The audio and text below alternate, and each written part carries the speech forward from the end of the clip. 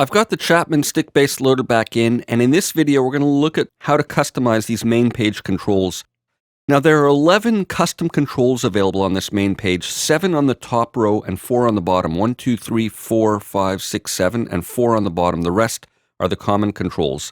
And we can have up to 8 group name labels. Now we see this is a group name label for mix, and here's one for compressor, even though there's only one control in it. That's a group name label. And these can act either as just name or display only like this, or they can actually be on-off buttons.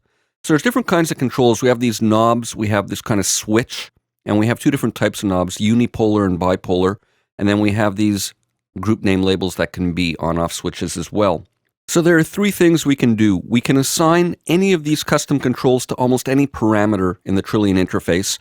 We can change the control types between these knobs and switches. And we can arrange the controls into custom control groups.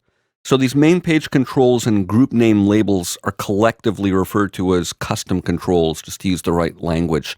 So we're going to look at custom controls now. So to assign a control to a parameter, we need a control click or right click on it, and we'll get a pop-up menu.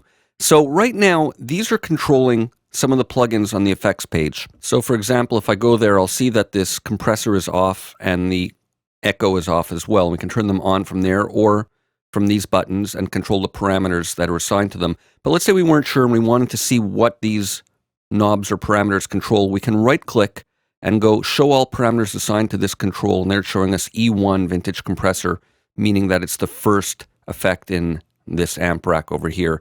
And if we look at the echo, it should show E4, since that's the 4th one. Show all parameters, E4 chorus echo. And same thing, we can click on the actual knob and that'll show us the same thing.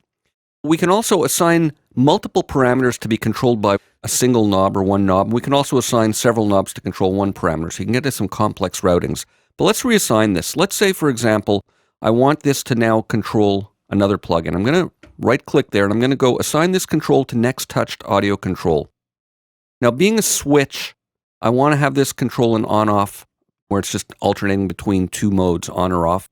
So I'm going to go to the effects rack, and I'm going to click the retro phaser.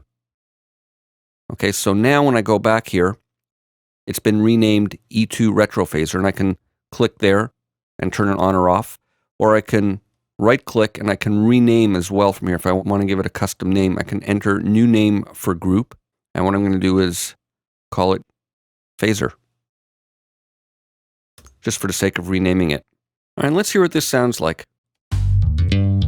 Let's hear it in context.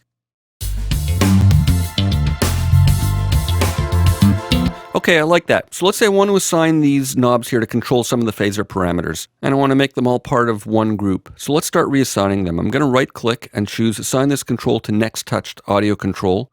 I'll go in here and I'll adjust the rate parameter here. So I wanted to control that one. Go back here, and now it's been reassigned. And what I'm going to do is get rid of this group. I'm going to assign this one first. I'm going to right-click, and now I'll go into the effects page again, and I'm going to go More. And I want to have this one control width. So let's go back here now, and let's manage the groups. So I'm going to right-click on this phaser button, and the right-click menu gives you access to all the commands you're going to need. I'm going to go delete rightmost group. So now it's gotten rid of the echo one, and it's reassigned this phaser one. So now I've got my own little custom control group to control these phaser parameters.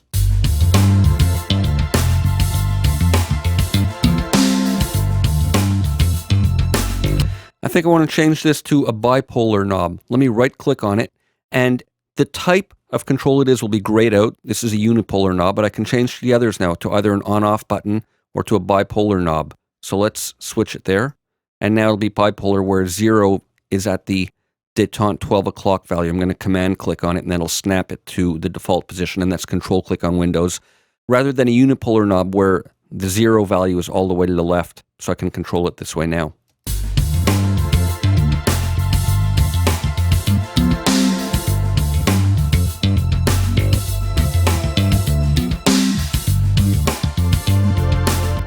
So there you go. That's how you customize the controls. And when you save your patch, they'll be saved with the patch or with the multi.